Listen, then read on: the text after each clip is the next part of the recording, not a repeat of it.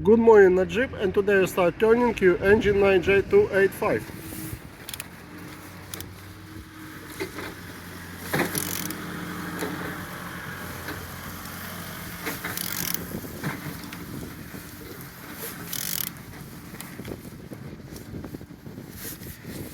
All turning good, compression is very good.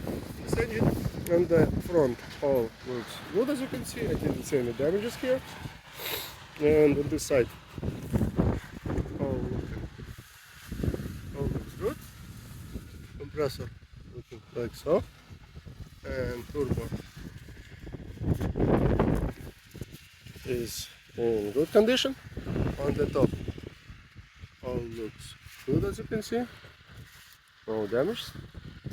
On the back side all looks good as well. Babes looks good, and on this side all looks good. I didn't see any damages. Starter looking good, alternator looking good as well, and underneath all looks like so. Turning engine 9J285. Thank you.